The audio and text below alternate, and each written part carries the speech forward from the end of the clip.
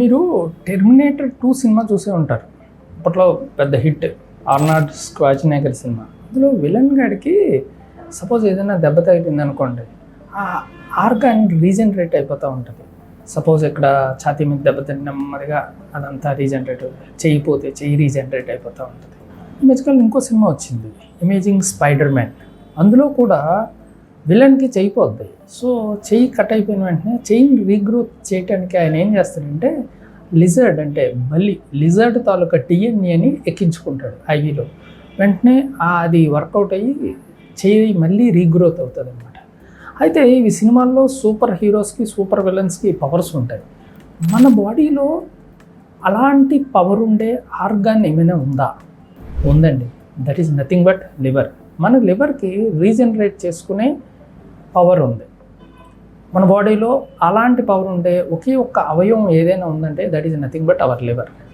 అయితే ఈ విషయం ఎందుకు చెప్తున్నానంటే అండి, ఈ మధ్యకాలంలో చాలామంది ఏదైనా కడుపులో నొప్పి ఏమైనా వస్తే మొదట అల్ట్రాసౌండ్ అబ్డామిన్ చేయించుకుంటారు. అల్ట్రాసౌండ్ అబ్డామిన్ చేయించుకుంటే వాళ్ళకి ఏంటంటే ఫ్యాటీ లివర్ అని వస్తుంటుంది. యంగ్ పేషెంట్స్ కూడా 25, 30, 35 యంగ్ పీపుల్కి కూడా ఫ్యాటీ లివర్ అని వస్తుంది. గ్రేడ్ 1, గ్రేడ్ 2, గ్రేడ్ 3 అని వస్తూ ఉంటాయి. అయితే చాలా భయపడితే అర్జెంట్గా డాక్టర్ దగ్గరికి వెళ్తారనమాట. అయితే ఫ్యాటీ లివర్ వచ్చిందండి, ఏం చేయాలి, ఏమైనా మందులు ఉన్నాయా అని. అయితే ఫ్యాటీ లివర్ వస్తే ఎందుకు భయపడాలి? ఫ్యాటీ లివర్ వస్తే ఫ్యాటీ లివరు కొన్ని సంవత్సరాలు తర్వాత అది సిరోసిస్గా మారచ్చు. సిరోసిస్ ఏమో లివర్ క్యాన్సర్గా కూడా మారచ్చు అనమాట. ఈ ప్రాబ్లమ్స్ వల్ల ఫ్యాటీ లివర్ అంటే భయపడతారు. అయితే ఈ ఫ్యాటీ లివర్ నేచురల్గా నార్మల్ లివర్గా మారే అవకాశం ఉందా? తప్పకుండా ఉందండి. లివర్కి ఆ పవర్ ఉంది, రీజనరేట్ చేసుకునే పవర్ ఉంది. ఫ్యాటీ లివర్ నుండి నార్మల్ లివర్గా మారే పవర్ కూడా ఉంది. కాకపోతే అది మీ చేతుల్లో ఉంది. ఏం చేయాలి? ఏం లేదండి, మీరు మీ వెయిట్ తగ్గండి. ఎంత తగ్గాలి?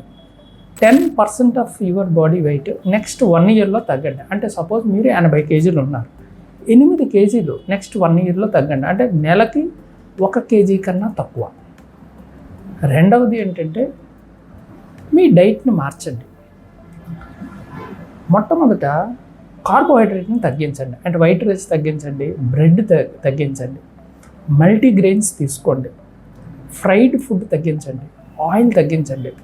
ఫ్యాటీ లివర్ డైట్ అని ఉంటుందండి, ఆ డైట్ని ఫాలో అవ్వండి. మూడోది వ్యాయామం చేయండి, ఎక్సర్సైజ్ చేయండి. ఎక్సర్సైజ్ చేయడం వల్ల విజరల్ ఫ్యాట్ తగ్గుతుంది. Visceral fat is nothing but కడుపు లోపల ఉండే ఫ్యాట్, దాంతోపాటు లివర్ ఫ్యాట్ కూడా వస్తుంది. నాలుగవది వెరీ ఇంపార్టెంట్ థింగ్ ఏంటంటే అండి, ఆల్కహాల్ మానేయండి.